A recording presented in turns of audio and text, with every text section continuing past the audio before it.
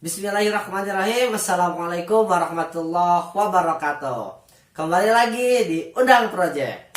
Oke teman-teman, apa kabarnya? Mister harap semuanya dalam keadaan baik-baik saja. Oke, kali ini Mister akan menemani teman-teman semua dalam pembelajaran sains ya.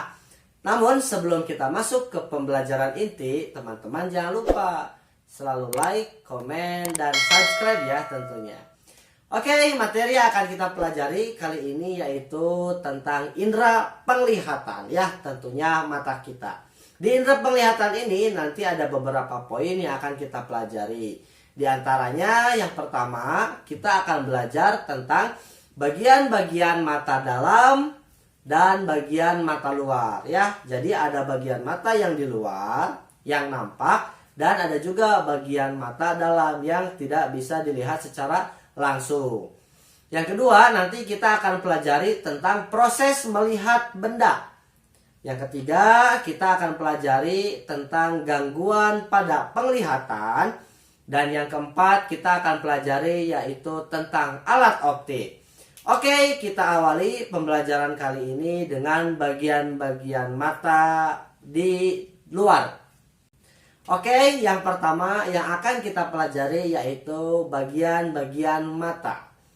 Bagian-bagian mata ini tentu ada bagian mata dalam yang tidak nampak dan ada juga bagian mata luar ya. Nah, untuk mengawalinya, indera penglihatan kita yaitu mata ya tentunya. Mata ini terdiri dari mata bagian luar dan mata bagian dalam. Nah, mata bagian luar itu terdiri dari yang pertama yaitu ada alis. Nah, ada alis. Alis ini dia berfungsi untuk melindungi mata dari air atau keringat yang menuju ke mata kita. Jadi ketika teman-teman sedang mandi ataupun sedang berkeringat pada saat olahraga, keringat yang menuju ke mata itu akan terhalang oleh alis kita ya. Misalnya air atau keringat yang dari jidat ini akan mengalir ke mata.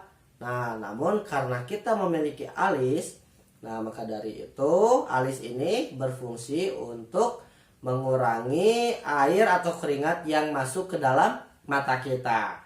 Oke, yang kedua yaitu ada bagian kelopak mata. Nah, bagian kelopak mata itu yang ini ya.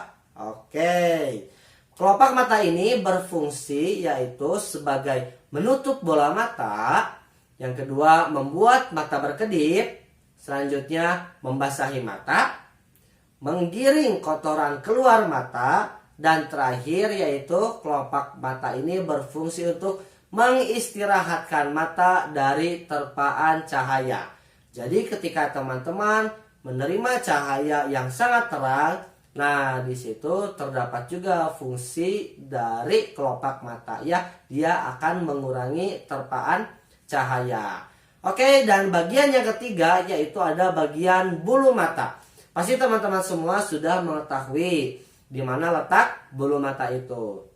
Bulu mata ini dia berfungsi sebagai melindungi mata dari debu. Jadi ketika teman-teman berada di luar ruangan atau di dalam ruangan dengan kondisi yang banyak debu, nah debu ini tidak akan langsung masuk ke dalam mata, tapi akan ditahan oleh bulu mata kita. Nah, itu dia tentang bagian luar pada mata kita. Selanjutnya kita bahas tentang bagian mata dalam kita. Oke, yang pertama yaitu sklera. Sklera ini merupakan lapisan terluar yang sangat kuat dan berwarna putih. Bagian sklera yang berwarna bening disebut dengan kornea yang berfungsi untuk menerima dan meneruskan cahaya yang masuk ke mata kita. Oke, selanjutnya yaitu ada pupil. Pupil merupakan lubang di tengah iris yang berfungsi untuk mengatur banyaknya cahaya yang masuk ke mata kita. Nah, kemudian iris ini berfungsi mengatur besar kecilnya pupil serta memberi warna pada mata kita. Teman-teman pasti sering melihat jika orang luar negeri atau bule ada yang bermata biru. Nah, itu tuh bagian irisnya. Sedangkan rata-rata untuk orang Indonesia ada yang berwarna hitam ataupun kecoklatan. Selanjutnya yaitu ada bagian lensa. Lensa mata ini tentunya berbentuk cembung dan bening serta terletak di belakang iris. Lensa mata berfungsi untuk meneruskan dan memfokuskan cahaya agar jatuh tepat di retina kita. Selanjutnya yaitu ada bagian retina. Retina ini merupakan lapisan terdalam bola mata yang mengandung sel-sel penglihatan. Bagian retina yang sangat peka terhadap cahaya disebut bintik kuning. Sedangkan bagian yang tidak peka terhadap cahaya disebut dengan bintik buta. Nah, pada saat kita melihat benda, tentu bayangan benda yang masuk ke mata kita itu akan jatuh di retina kita, ya. Atau retina ini juga berfungsi sebagai layar untuk bayangan benda yang kita lihat, ya. Selanjutnya dan yang terakhir yaitu ada saraf optik. Saraf optik ini dia berfungsi untuk meneruskan rangsang cahaya yang diterima sel-sel reseptor ke susunan saraf pusat di otak. Jadi ketika bayangan benda sudah tertangkap di retina, maka bayangan benda tersebut akan dilanjutkan ke otak melalui saraf optik ini. Nah, itu dia teman-teman tentang bagian mata pada mata kita. Oke, selanjutnya yaitu tentang proses melihat benda. Teman-teman, mari simak ilustrasi yang Mister akan tampilkan ini. Di sini Mister bagi menjadi 6 poin ya. Oke, kita bahas dulu poin pertama, yaitu di mana pada saat kita dapat melihat benda dengan bantuan cahaya, ya. Jikalau ruangan itu berada dalam ruangan yang gelap, tentu kita akan kesulitan melihat benda ya. Nah, kemudian proses yang kedua atau di nomor 2, cahaya ini atau bayangan dari benda yang kita lihat akan masuk ke mata kita melalui bagian pupil. Selanjutnya pada nomor 3 yaitu cahaya dapat dibiaskan oleh lensa menuju retina kita. Nah, jadi proses yang ketiga ini yaitu lensa ya. Bayangan benda atau cahaya memasuki bagian lensa. Nah, di lensa mata ini, tentu lensa mata kita itu berbentuk cembung dan memipih agar bayangan dapat jatuh tepat di retina kita. Bayangan yang jatuh di retina ini menjadi terbalik ya. Selanjutnya yaitu proses nomor 4. Pada nomor 4 ini, bayangan benda yang ditangkap oleh lensa atau mata kita akan jatuh di retina kita, akan tepat jatuh di retina kita ya. Selanjutnya proses yang kelima yaitu saraf optik, di mana di saraf optik ini bayangan benda yang tepat di retina kita akan diteruskan melalui saraf optik tersebut ke otak untuk diterjemahkan bayangan benda tersebut dan benda apa yang kita lihat. Nah, di nomor 6 ini atau di otak kita akan menerjemahkan bahwa benda yang kita lihat itu tidak terbalik. Ingat, pada di retina mata kita bayangan benda jadi terbalik ya. Nah, di otak kita tentu bayangan benda itu menjadi tidak terbalik karena sudah diterjemahkan oleh otak kita. Setelah diolah oleh otak kita, barulah kita dapat mengetahui benda yang kita lihat ini. Nah, itu dia teman-teman proses bagaimana kita dapat melihat benda. Poin yang ketiga yaitu tentang gangguan penglihatan. Pada gangguan penglihatan ini ada banyak sekali. Namun, Mister batasi hanya 5 gangguan saja ya. Yang pertama yaitu tentang rabun jauh. Rabun jauh ini atau nama lainnya miopi, yaitu ketika kemampuan mata kita tidak mampu melihat benda-benda yang jaraknya sangat jauh dari mata kita. Nah, penderita rabun jauh atau miopi ini dapat dibantu menggunakan lensa cekung atau lensa minus. Nah, seperti yang Mister gunakan sekarang, kebetulan karena Mister penderita rabun jauh, sehingga Mister dibantu penglihatannya menggunakan kacamata ini. Nah, tentu kacamata Mister ini menggunakan lensa cekung atau lensa minus ya. Dimana rabun jauh ini atau miopi, bayangan benda dia tidak jatuh di retina kita, melainkan bayangan benda tersebut jatuh di depan retina kita. Sehingga jika penderita rabun jauh melihat sesuatu benda yang jaraknya sangat jauh, itu tidak akan jelas atau penglihatannya menjadi buram. Teman-teman bisa lihat juga ilustrasi yang Mister tunjukkan di samping Mister ini ya.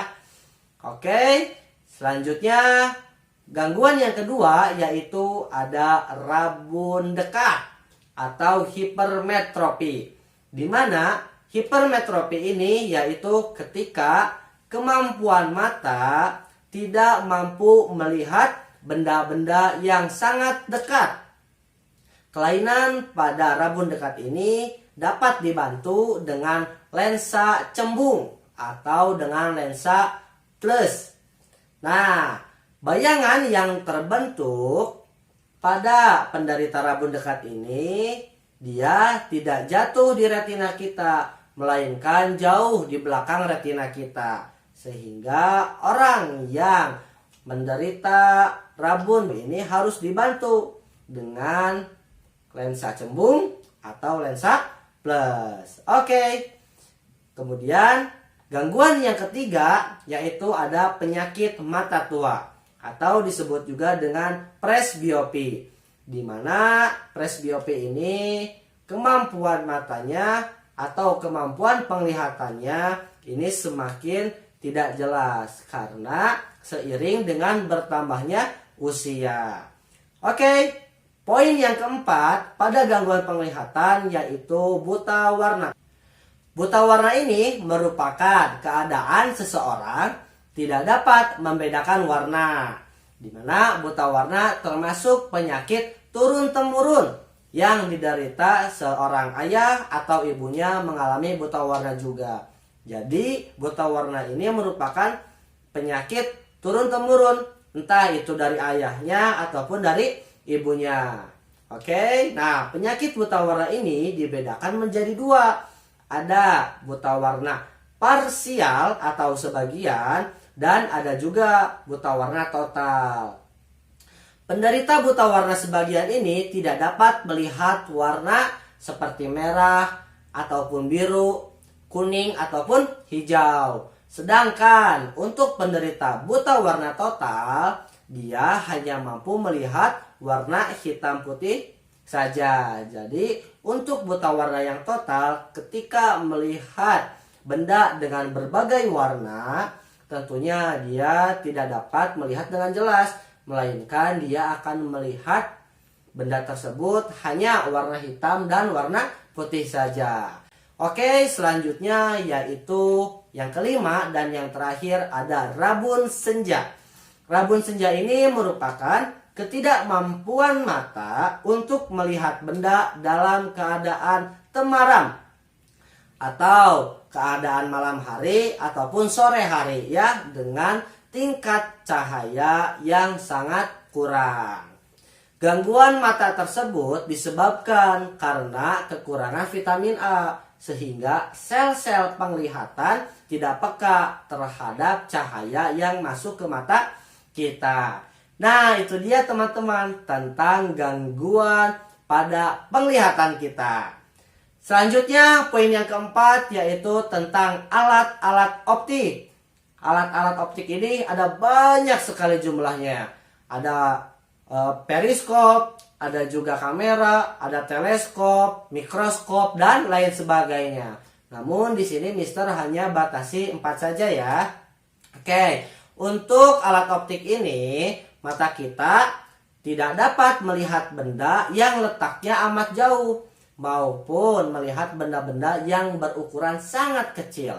Oleh karena itu, manusia memerlukan alat bantu berupa alat-alat optik. Nah, untuk alat optik yang pertama, Mister akan bahas tentang periskop. Di mana periskop ini ialah alat optik sejenis teropong yang arah pandangnya dapat dibelokkan sehingga objek tidak lurus berada di depan.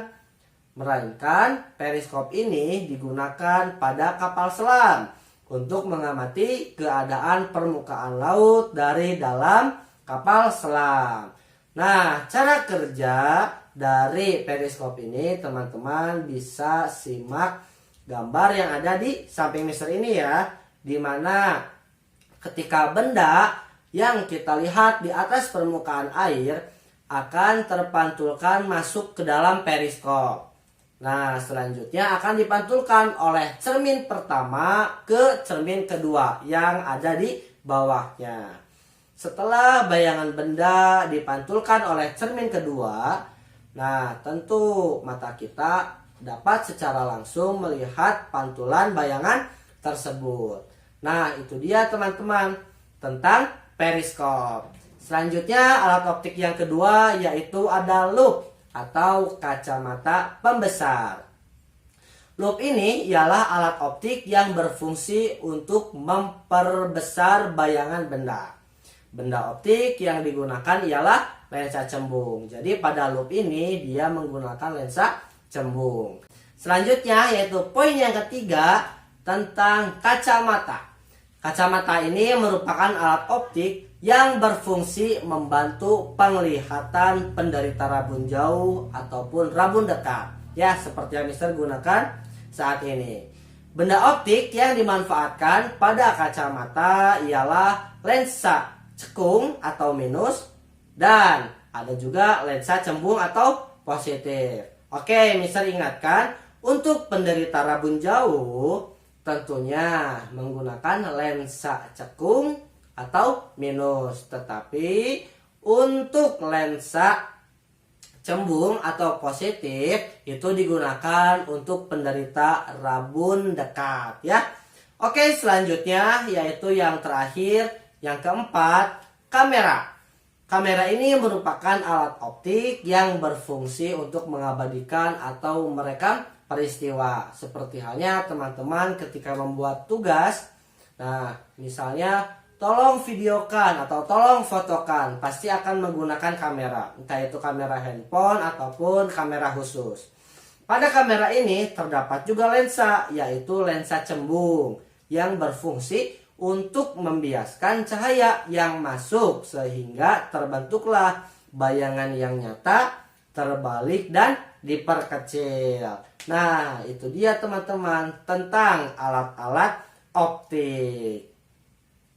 Oke teman-teman, cukup sekian untuk video pembelajaran kita kali ini. Mudah-mudahan teman-teman semua dapat menyimak dan memahami pembelajaran kali ini dengan baik. Mister ucapkan banyak terima kasih untuk teman-teman yang sudah memperhatikan sampai selesai. Semuanya tetap semangat, semoga tidak kurang satu apapun. Oke, terima kasih. Assalamualaikum warahmatullahi wabarakatuh.